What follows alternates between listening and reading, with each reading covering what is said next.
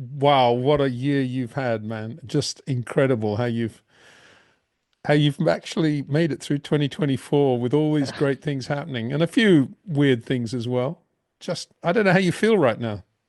Yeah, I mean, I feel good about it all now. But yeah, like you said, it's been a strange year, um, and it's sort of, I've gone through sort of different emotions. The beginning of the year when we found out the health issue that I had, and then sort of being a bit stressed about it, like what we're going to do about it. And then once we decided to go ahead with the operation, then just going into an unknown. You don't know how it's going to turn out after the operation. I mean, there's always a chance that it's going to be a good outcome, but also a chance that it doesn't go so well. And after that, it was a bit of a waiting game, how the recovery starts. And then when everything looked going well, then returning back to pretty much normal routine. So it's sort of roller coaster of emotions, if you like. But yeah, at the moment I feel good, and I'm glad that all is past now and behind us now. And yeah, looking forward to the future. That's pretty much it at the moment. Well, I need to add a little bit of postscript there because all's going well, really well in the Rally of Japan. Then you have a massive shunt, and then you finish the year with a win in Italy. I mean, talk about a great postscript to the year. Yeah, yeah. I mean, it was obviously great to great to be able to return back to rallying after the operation, and the recovery was progressing well enough to sort of return to normal activities and pretty much all the normal routines. Mm. And then sort of starting the rally is a bit steady, if you like. And then obviously the Rally Japan was going well. We had an accident there, and it was sort of a weird accident, kind of like I didn't feel like I was going for it too hard, but the pace note was probably a bit wrong, and it was just kind of place that just caught us out, totally surprised us, and it felt a bit like a clumsy off, if you like, because the road was just going totally different direction where my pace board was telling me to go, and it just didn't have any chance to react, and obviously had a big off there. And then the last round in Italy actually came as a bit of a surprise because the guy who was supposed to drive that car in Italy was a friend of mine, and he's the owner of the Secto Automotive company here in Finland, who's been supporting my rally activities here in Finland. He couldn't make it himself. He's been busy with work, and so he asked me to go there if I have time, and I have nothing else planned. So, and to win that event was Well, nice end of the year. So. and jump into a completely different car as well. Just on that point, it's a big difference between the WRC2 Toyota and then jumping into the Citroen. Yeah, it's quite a big difference. I think in terms of power, in terms of the grip, the performance generally, I think it's quite a big step forward. I'm guessing and estimating roughly about 1.5 seconds a kilometer quicker that car compared to Rally 2 cars. So it's not quite as fast probably as the current hybrid Rally 1 cars, but it's not far off. Um, it's sort of bit tuned WRC if you like. It's a WRC Plus car, so there's a bit more power than the 2018 model had previously, and a bit more aero. There's a big diffuser at the back and Yeah, stuff. look So great. Big it diffuser. has a yeah, it has a I lot of called it grip, the hill and climb spec. That's probably incorrect to exactly. call it that. It Uh, is that. it's it's probably incorrect, like technically incorrect, but it is a officially they call it WRC plus. So it has been tuned up from the original WRC. So it's got a lot of power, a lot of grunt, a lot of grip. So yeah, very nice car, paddle shift and everything like the old good old days. So a very Beautiful. nice car to drive. And you actually malign yourself a little bit because you actually did win a rally before the Rally of Japan, correct? You won the Rally Highland. That's correct. Yeah, the Yeah. last round of the Japanese Rally Championship, the Rally Highland Masters. Yeah, we won that event. So that was the first tarmac event of the year. It's a very well-known event for me. I've done it many, many years, and I know the stages. And we still had a good battle with Hiroki Arai. Yeah, Arai won the championship there this year, actually with our last year's car, Oh yeah. Skoda. And yeah, he's been actually very fast in Japan. So we had a battle all the way until the second last stage where he made a small mistake, and I got 7 seconds gap to him. So that was enough. Then going to the last stage, I knew that if he just finishes the stage, he won't get 7 seconds out of us. So yeah, it was a nice win as well. Hecky, I mean, it's incredible to hear you talking about rallying now like a pro rally driver, which of course you are. But I've got to think back to 2004, the race of champions in Paris, that day when I don't think you'd ever driven a rally car before that day, correct? Before the final there? Um, that's probably correct. Yeah, I hadn't driven that type of rally car, four-wheel drive rally car. No. Um, Actually, I might have driven it in the actually in the Race of Champions, but when it was originally in the Canary Islands, I went there in 19 maybe 1999. I went Okay. there and I think I drove the Seat WRC car there for one heat. But other than that, I hadn't driven a WRC car and not on tarmac because the event in Canary Islands that was gravel. So yeah, Yeah. that was the first time I've driven WRC car on tarmac and yeah. You're going to have to go back there this year or next year to the Canary Islands. Anyway, I want to get back to the beginning now because obviously you are a mega fin in terms of your talent. And I want to know, I mean, you've won in Formula One, you've won in rallying, you've won in Super GT. You're a pretty serious golfer. What was in your mind when I don't know, when you were 13 years old? What did you want to be when you grew up? I mean, I was always interested in motorsport from a very young age. My father did some local rallying here in Finland, and I always, but pretty much as soon as I was able to walk, I was always with him and walking around the rally paddocks and service parks. But it was obviously sort of quite low level. But I think that's where I got the buzz into the cars and the rally cars. And to be honest, the rally has been um, first. Kind of like the first thing that I got into, and I started following it much earlier than the Formula One, for example. I remember the Group B cars when I was probably I'm born 81, so I was somewhere around 85, 86. Group B cars that I was following them already on TV, and I remember watching those cars on TV and some of the Finnish guys obviously driving it. And Formula One, I only remember when Häkkinen joined McLaren. I remember the qualifying in Portugal when he beat Senna. I remember that pretty much being the first session that I watched in Formula One. So Really? the rallying was there much earlier, and it's just a bit of a coincidence that my career went towards the circuit side. You know, I tried a go-kart with the family friend on a car park here in North Finland, and I liked it, and that's how we sort of then started the go-kart events here in Finland, and the career kind of went towards the circuit, but it could have easily been a rally career as well, and it's nice now since my circuit days. It's nice to get back to rallying because it's always been a passion of mine. Well, yeah, it's really nice because you definitely underachieved in Formula One. You had obviously the win in Hungary, you had some good results at Renault, podium. I think it's second in your first year at Renault, were you not, from Yeah, at memory? Yeah. Fuji, we Yeah. finished second at Fuji. Yeah, Japan again. yeah, A big part of your life. We'll get onto that. And then it didn't end as well as it should have, and you had a lot more talent than the car was able to allow you to show. But at the end of all that, I'm guessing that you didn't feel sorry for yourself and depressed. You just got on with it, right? You got on with life, and you went to Super GT in Japan, I think. yeah. I mean, the first sort of half a year when the Formula One ended, it ended actually at the beginning of 2014. I was promised, and I thought I was going to get the seat for 2014, and I was waiting until the January uh, when I got a text message from the team owner, Tony Fernandez, saying that sorry, we have to take other drivers. They're struggling with budget and stuff. Mm. And at that point, it was too difficult and too late to find anything else to do. All the seats in DTM and other circuit racing, you know, the WEC and whatever, they were all gone. So there was no option but to just sit out and figure out something later on. And the first sort of 6 months after that, beginning of 2014, the first half of 2014 was a bit sort of bit unknown, a bit sort of frustrating, like what to do. And I wasn't actually actively really looking even at that point. I was a bit fed up and a bit sort of disappointed that the Formula One ended earlier than I wanted. So I guess there was a bit of a searching time there. And then I got a contact from BMW to join the DTM test at Lousy String. I think it was sort of halfway through the year or something, July, August time. So I joined the DTM guys there with BMW. I did a half a day of testing. and it didn't lead to anything.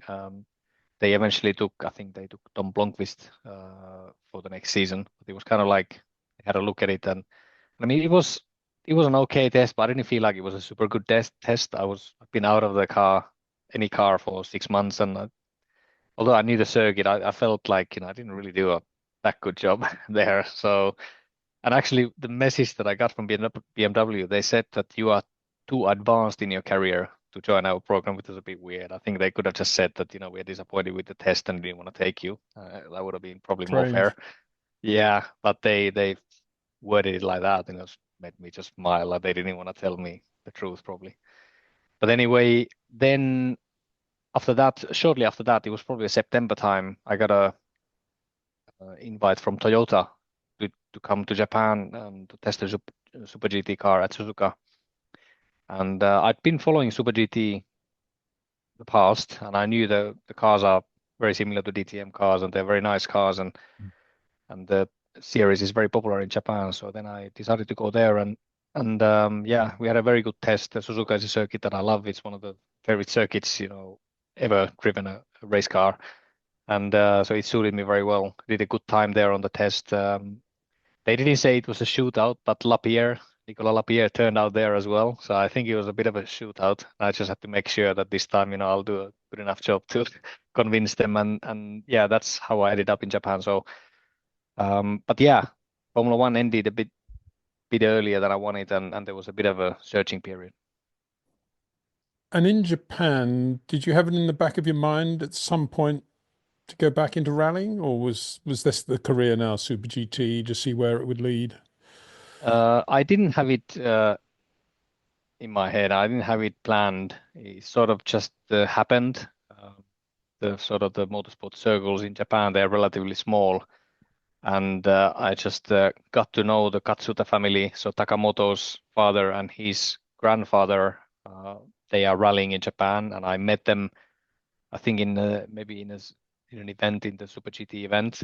We started talk about rallying. I just told them, oh yeah, I love rallying. Would be fun to do something one day. And they said, well, we've got a GT86. Would you like to try? And then when I had some time between some GT races, I thought, yeah, why not? And I went to try, did a few rallies in the GT86 rear-wheel drive rally car, and that's how the whole rallying thing started there. Most of the rally stages in Japan are tarmac. Would that be correct? That's correct. Yeah, 6 out of 8 rounds in the championship, in the Japanese Rally Championship, are tarmac. So Mm. yeah, mostly tarmac. And just talking about Taka Katsuta, how good do you think he would have been had he been a race driver? I think he could have been very good. I mean, I think he was up there with the likes of Hirakawa, um, kind of like the next generation after Kobayashi, the Kamui. So I think he could have been there. I think he clearly has very good skills. He's a very level-headed guy. And I think he's had some good guidance also now since he's been to the program. He's grown as an athlete a lot. He's fitter and stronger mentally now, and he just needs to take the next step now to make those stage times into Yeah, to start winning he's got rallies another. and getting podiums. Yeah, so it's just the last bit that you need to take, but I think he's capable of doing it, and he's in a very good place now. So I hope he can do it. So, how do you organize your life, Heikki, in terms of Japan rallying? I mean, we haven't even talked about what you're doing in 2025, but so let's talk about your program in 25, what your life is going to be like, how much travel's involved, etc. Well, obviously at this point of my career, I'm not really looking to fill my calendar with some really serious um, championship efforts anywhere. World Championship in rallying or in any sort of other category at the moment, it doesn't feel like it suits my schedule. I've got a 1.5-year-old son, and I quite enjoy being at home as well. So I don't want to fill my calendar too much, but I still have the passion to race and to do rallying. And my plan for next year is still continue in Japan with the same guys, with the Icello guys. And they are fixing the car after the Rally Japan, so it'll be good to go again at the end of February when the season starts there. And then we are looking with Secto possibly doing something in Europe as well. I'd like to do some tarmac events in Europe, whether they are European Championship or WRC events or even some other national events in, I don't know, Italy, for example. Um, Still to be decided, but we are planning to do some events. So I still have the passion to do, and I think that's the main thing. Mm. When I feel I still can race and rally competitively, and I'm at the moment I'm healthy again and fit and well, so I don't see any reason why not. But I don't want to make it too serious. I don't want to have too No. big targets anymore, and becoming a world champion in rallying is not something that I'm dreaming of. So I try to find a good balance, and I think we have had in the last couple of years we've had pretty good balance. And I mean, I'm doing some TV work also for the Formula One races. I'm one of the experts for Viaplay, so it's Good. also something that keeps me in the loop of the Formula One circles, and it's something I enjoy to do. So there's all these included. There's plenty things to do. But in terms of doing that Japanese championship, how much you going back and forth from Finland to do that? That's a lot of travel, even that. Yeah, yeah, that's correct. I go back and forth between Japan and Finland, but I mean they have 8 rounds plus the WRC round, so it's 9 rounds, and it's roughly a week each time. So that's not too bad. The Mm. GT calendar was getting busier, and that's one of the reasons why I stopped the GT program there, because season starts already, the winter testing starts at the end of January, and then the last round is usually in November or beginning of December. And although there are some gaps in between the events, all the simulation work that was also coming to those programs, and the factories had the simulators and stuff. So it became a full-on series, and you almost had to be based in Japan to be able to do it. So that was one of the main considerations that I decided that I don't want to be living full time in Japan, or I don't want to bring my family there. So the rallying works okay. It's enough events, but not too many events, so it works out fine. Heikki, I mentioned that Race of Champions in 2004 in Paris. Now, let me read a list of Formula One drivers here, and not only Formula One. David Coulthard, Jean Alesi, Michael Schumacher, Sebastian Loeb, Felipe Massa, Sebastian Vettel. You've beaten them all one-on-one in stadium. What do we call them? Special stages, auto tests, whatever you want to call it. It's car control, it's precision, it's judgment, it's competition because you're one-on-one next to the guy, and you've beaten them all. And that isn't, oh well, it was just a stadium thing. There's definitely a message there about the detail of your driving. And I'm guessing you love that part of the rally art, correct?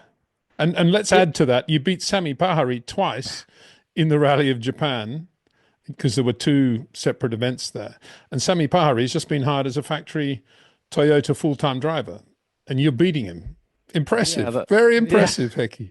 yeah. It's a good record, and actually, the stadium stage that we've had in Rally Japan, I think I've had 4 runs there, and I beat Munster twice, and I beat Pajari now, and I beat uh, maybe Arai once, so that I'm unbeaten on that stage. So it seems that kind of stadium stages are suiting me well.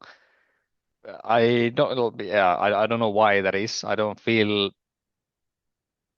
particularly good or particularly bad on that kind of stages. I don't feel anything special. But I mean, I'm still sort of proud of those achievements. It's probably the Race of Champions 2004 when I beat all those guys, you know, and I sort of caught them by surprise pretty much. They didn't really know me at that point. I was very No, much an up and coming guy. And I think I only got into that event because Kimi didn't want to go, Mika Salo didn't want to go, JJ Lehto didn't want to go, Häkkinen didn't want to go. All those sort of the current Finns, they were busy during the winter. And then they asked me, would you like to go? And I had nothing planned. So of course I wanted to go. And I already knew during the practice day 2004, one of the marshals came to me and said that you've been quickest on all cars. When we practiced with the buggies and with the rally cars and with the stuff, we had a run on each. He said that you've been quickest on all of them. So I thought, okay, that's strange. That's good. And yeah, I'm proud of those achievements. And um, well, I mean, to beat Michael as you did was amazing.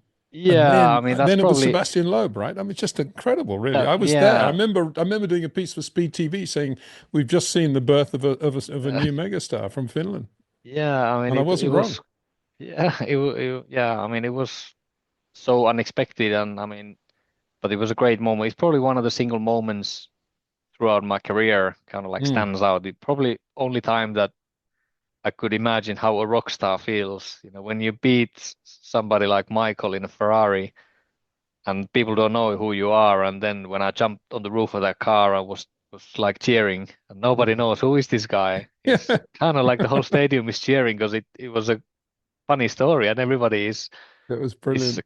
caught by surprise.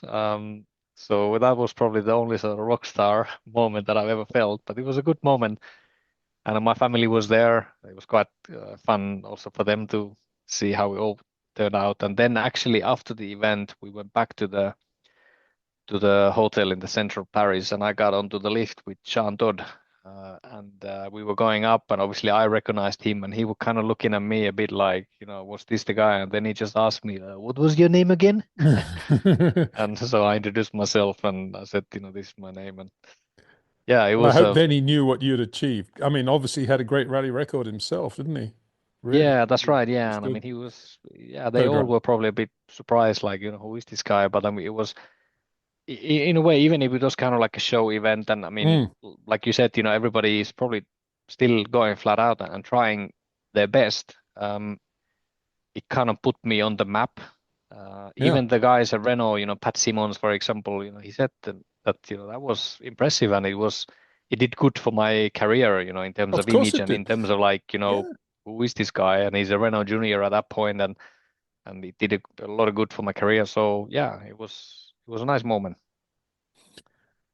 Overlap in skills between Formula One car through Pouhon in Spa and a WRC2 car. I don't know where, let's take the most dramatic stage you've done. I mean, how do you see the overlap between rallying and Formula One in terms of skill set?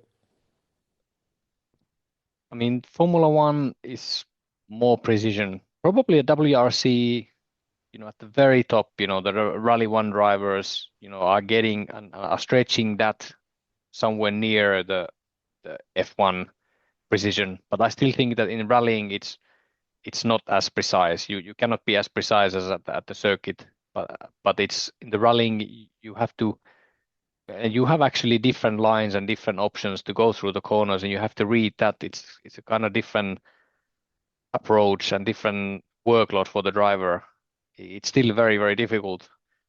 Um, and the grip level in the rallying is changing constantly, so you have to factor that in as well. In circuit racing, usually the grip level is pretty constant, whether it's dry or wet. I mean, of course, you have some special events where some parts of the circuit is dry and some part is wet, and then you have to read that. But usually at the circuit, you are dealing with the fairly constant grip, whether it's low or high. You're dealing with the constant grip, and it's just about those last millimeters and centimeters that makes a difference between a very good driver and an average driver, and maybe 3/10 per lap. It's almost nothing through 5 or 6 Ks.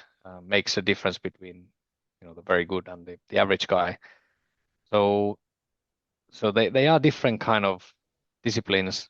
Both are very difficult at the very very top. Of course. Um, Yeah.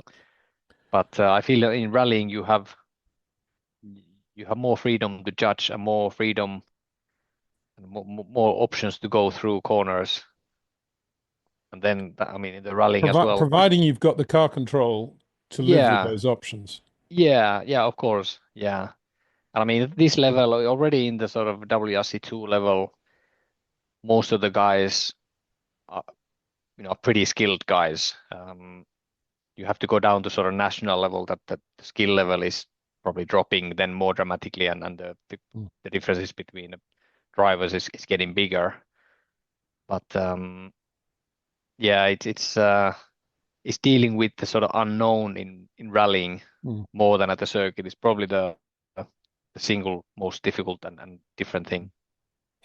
Tell me, the handbrake in rallying, is that something that if you can get away with it, you want to use it as little as possible on the basis that setting the car up, but it is definitely slowing the car down? Is that something that's in your mind all the time, trying to minimize the use of a handbrake?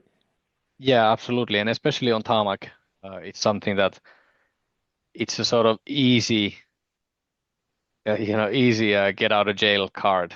to use, but it's not the best option. You most of the time you lose time.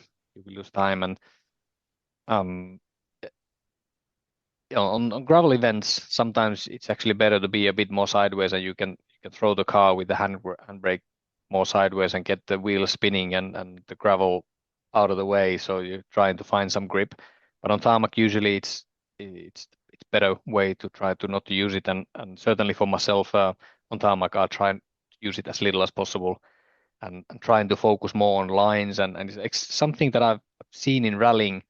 I mean, it's not as straightforward, obviously, because sometimes there are some ruts that you have to follow, but if the surface is clean, quite often the rally drivers don't optimize the lines. They go into the corner very early, they turn in early and make the corner very tight and want to hook to the inside instead of trying to find an optimum Mm. line and turning in later perhaps than they think and they feel. And that's something that I try to focus on tarmac, and I think that's something is a sort of strength from my circuit background for Good. me. But obviously, then you have to read as well if the surface is dirty and if there are only two lines that are clean tarmac, then you obviously have to stay there. But that's something that I try to focus more on than using handbrake. But if you had to sum up what you love about rallying, would it be, on the one hand, the feeling of having got the slide perfectly set up and then the four-wheel drive just giving you a lovely neutral exit? Or is it the whole package? The co-driver, the weather, the different conditions, the travel, the different places. What is it about rallying? Is it which of those two is the most appealing for you? It is definitely the whole concept uh, uh, is the appealing factor for me. I quite enjoy doing the recce, doing the pace notes, and trying to make the pace note sound and look like the road is. It's a great feeling if the road looks like the pace notes that you've made. Also, it's a terrible feeling when sometimes when you haven't made so good pace notes and the road looks nothing like the co-driver is telling you. And it's a driver that makes the pace notes. But it's the whole package that I quite enjoy the dealing with the unknowns and dealing with the challenge of reading the road, trying to feel the grip, anticipate the grip, and if I feel that there's a beginning of the stage that the grip is good, then I try to push a bit more, and if I feel the grip isn't good, then try to back off the right amount. I quite enjoy that challenge and driving roads that I don't know so well that I've only checked twice with the co-driver and then driving from the pace notes. It's a thrilling aspect of rallying, and it's those cars are also, they're going quite fast and they're quite quick cars nowadays, even the Rally 2 cars. So it's a great feeling to be on the knife edge of that unknown, if you like. Circuit is so you get so used to this grip and the where the corners go and where the lines are, and it's just then the fine tuning. It's of course that's exciting as well, and it's a different challenge, the fine tuning, finding that last Mm. tenth and last hundred of a second. But the rallying it's different, and that's always something that has built to me. You probably would. You probably don't want to hear this, but you probably would have finished at least third in class in the Japanese rally, maybe even second. I don't know. But you had that shunt. Was that shunt because the co-driver got out of sync with the pace notes? I mean, does that happen quite often, or was it what do you put that down to? No, it was co-driver didn't get out of sync. I hadn't done actually that part of the stage in the past. It has been a road section in the past, and it was the last couple of kilometers of that stage was for the first time we were driving at full speed. But I knew the stage. I knew that end section. I've driven through it, but I still had made that pace note for that particular corner a bit wrong. I had it just a long medium right, but actually at the end of the corner it's getting tighter. I should have marked that tightening part. And I once we when we went through that corner through the recce, I remember thinking after the corner, ah, shit, is it tightening a little bit? And I thought about putting a mark there that it's tightening at the end so that I know that I won't arrive too fast. But then I looked at the surface and I felt like the grip looked quite good and the surface looked clean, and I thought I think it should be okay. I think it doesn't tighten that much, and I was just a bit careless there, and then when we arrived there, I entered the corner as a long medium right, so it's sort of same kind of like a constant radius corner, and just at the point where it getting tightening the corner where it tightens, there was also a little bit of dirt from the inside on the road. That those things combined just gave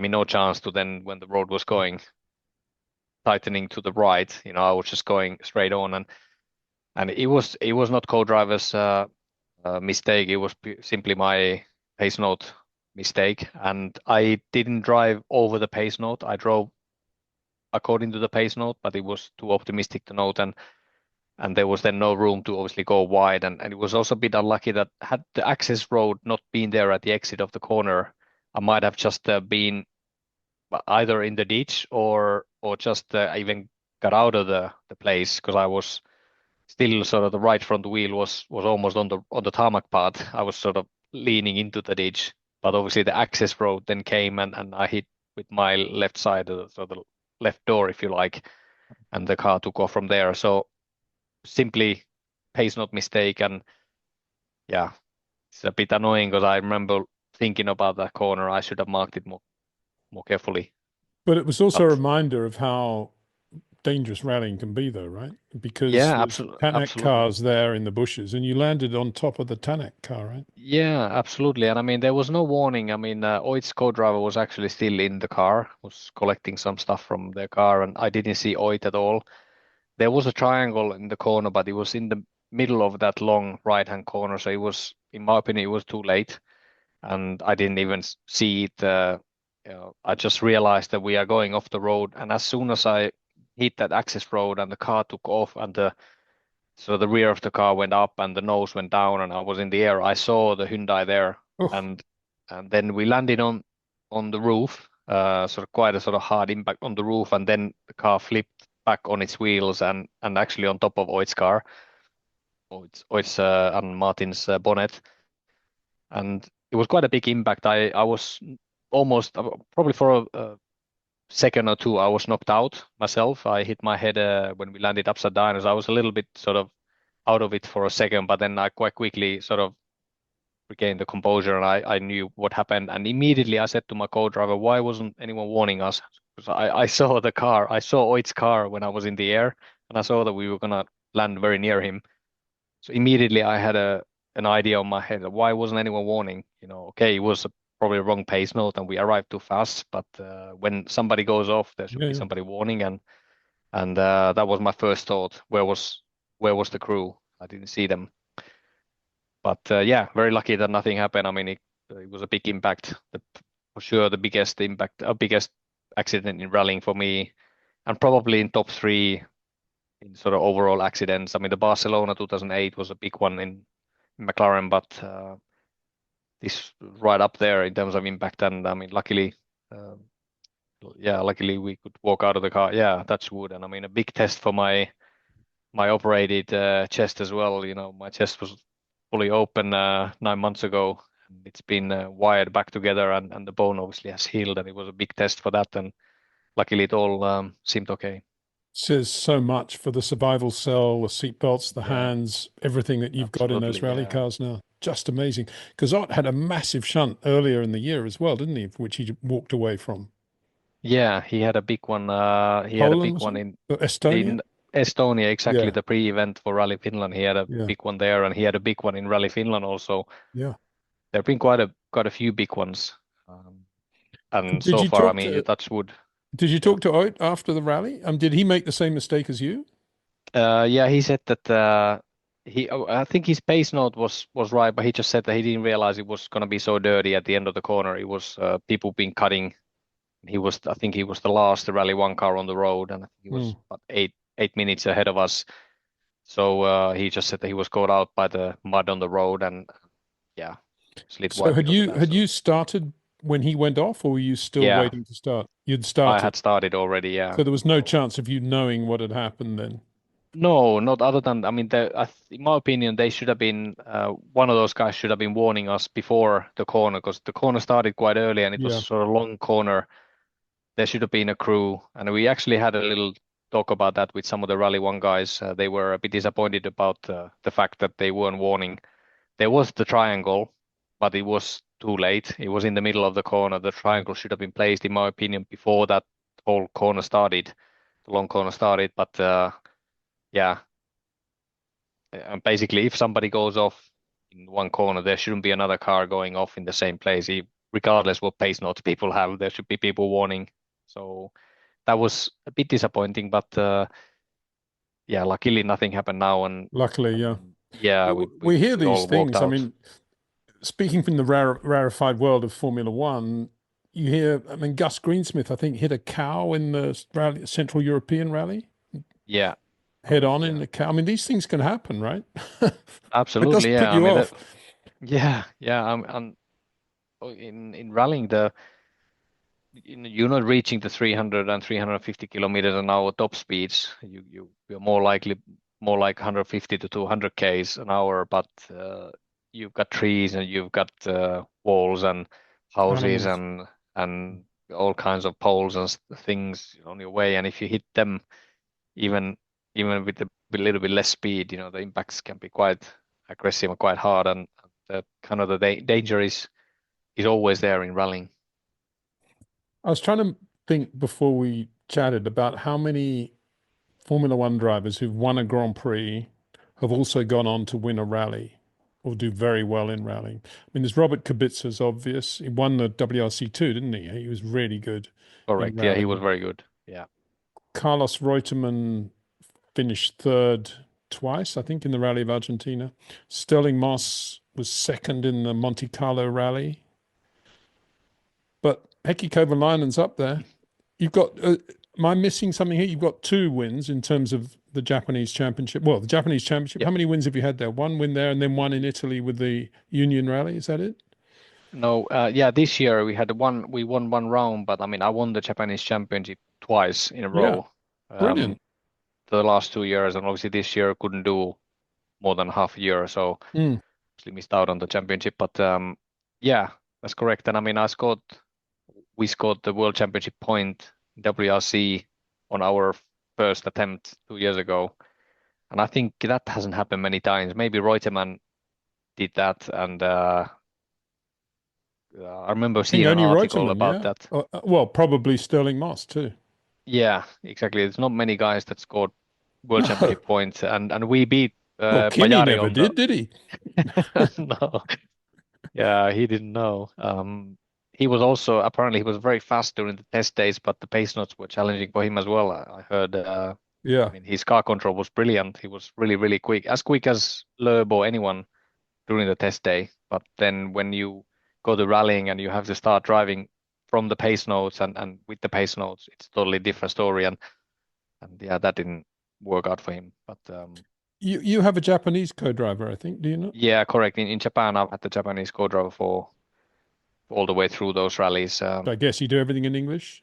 But yeah, we do Yep. everything in English, and I pretty much translated my Finnish pace notes just directly to English. And yeah, she's a pro co-driver. She's been co-driving there for years before, and she knows the scene there. And it's kind of easier overall when there's a person talking and speaking Japanese in the car in that championship because it's still a sort of national championship if it's very much sort of Japanese Mm. driven, Japanese people driven championship. So it's better to have somebody there that is a native Japanese and knows what people are saying and knows how to communicate with them. And she's a good co-driver. I mean, we over the years I think we've both developed my skills of making the pace notes and her skills of reading and understanding what I'm trying to get from my pace note is sort of gotten to a reasonably good level now, and yeah, I'm quite happy with her. So she's doing And a good and job.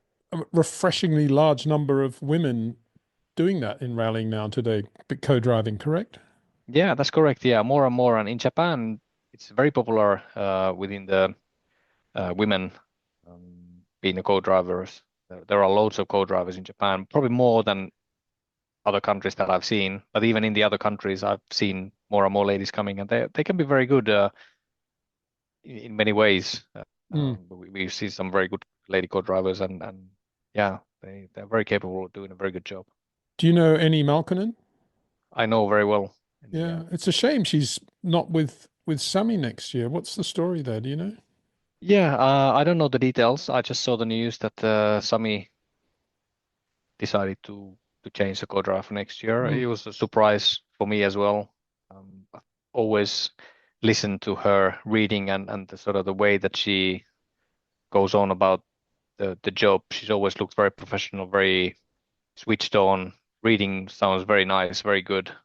So I don't know the reasons behind. I guess it must maybe something on the personal level that just didn't click. I can't see I can't see anything professionally missing from her. I think she's Mm. capable of co-driving a Rally 1 car as well as a Rally 2 car. So yeah, it's a Well, shame for here's an her. idea, Hecky. You should team up with her for the Rally of I Finland in a yeah, I mean, yeah, you WRC2 never car. know.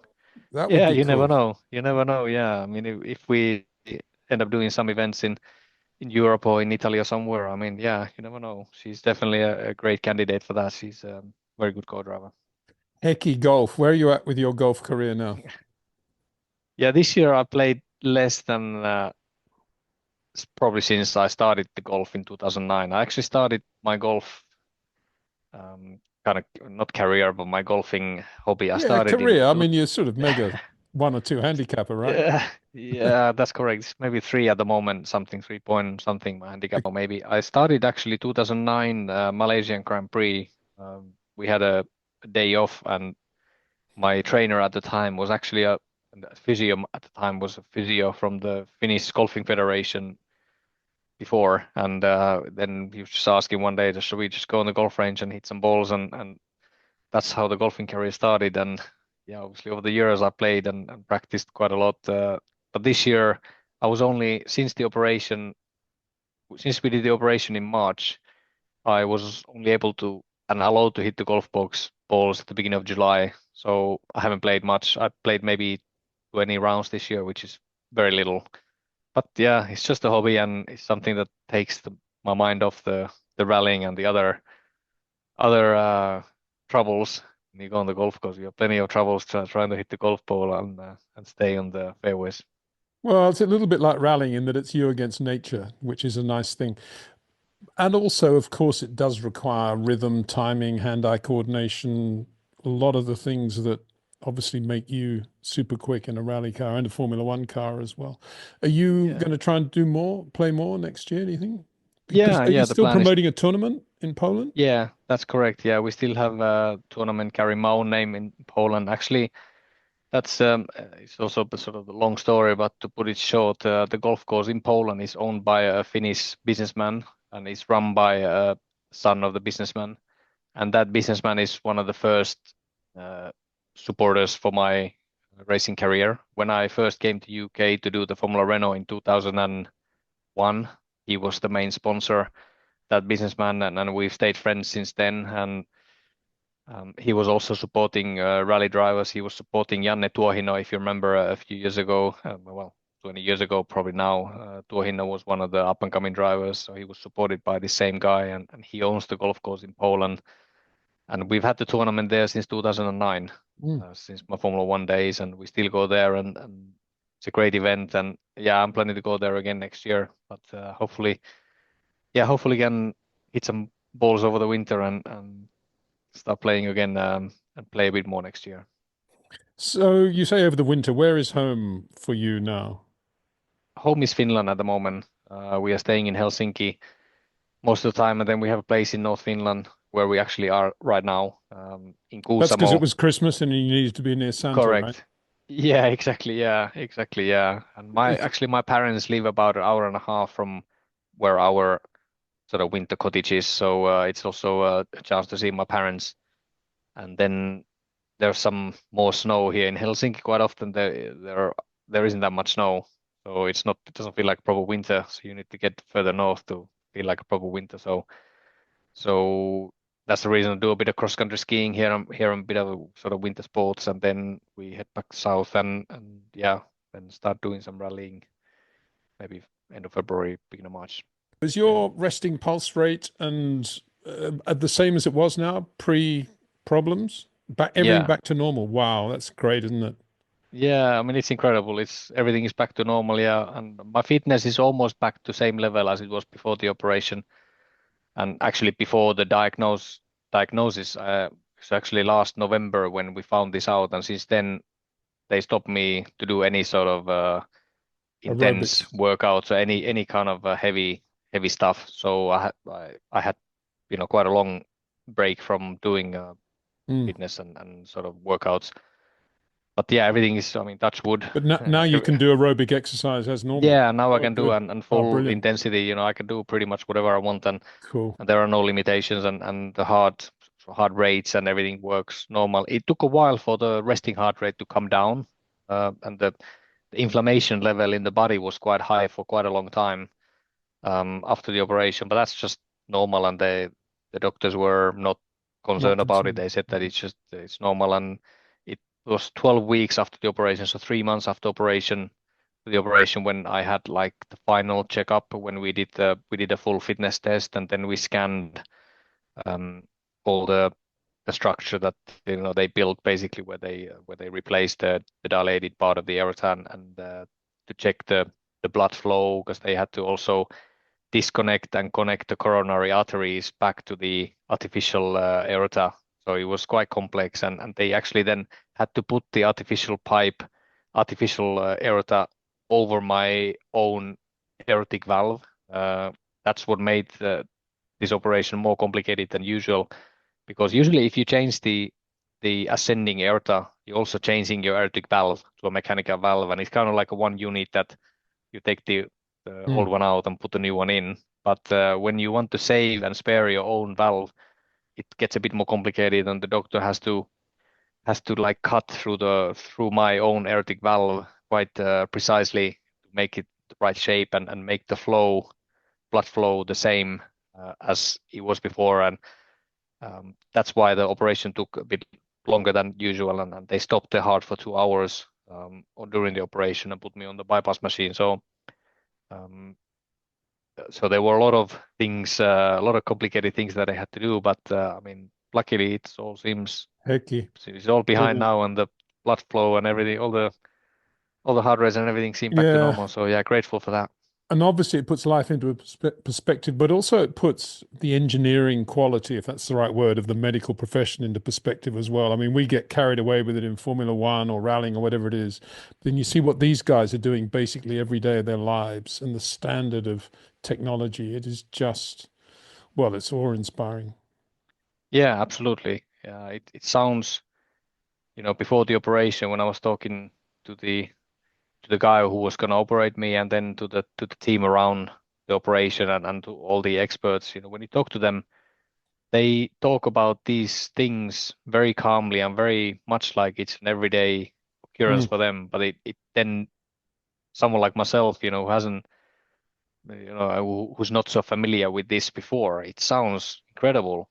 mm, They talk about stopping the heart and putting you on the bypass machine and opening the chest and cutting and sewing and stuff. mm. It sounds like an everyday, and it is an everyday job for them. Yeah, They make it sound so calm and so easy, yet it's quite incredible what they can do yeah. nowadays. And you're just grateful that we have these people in the world, and in especially in Finland, the level of the heart care, if you like, and that kind of operations, the care is very high. We have a lot of not a lot, but we have some very good doctors and very specialized doctors to that. And the the place that we did my operation was in Tampere, the city of Tampere, in the specialized heart unit there, and yeah, it's incredible experience in many ways. Incredible that they can do these kind of things, and incredible that body can take and survive these kind of things. It's just mind blowing. Well, great to be talking to you now in so many ways. That's for sure. Thank you so much, Hecky, for so much time as well you've given me this morning. It's brilliant. Lovely No to chat problem. to you. Thank you very much.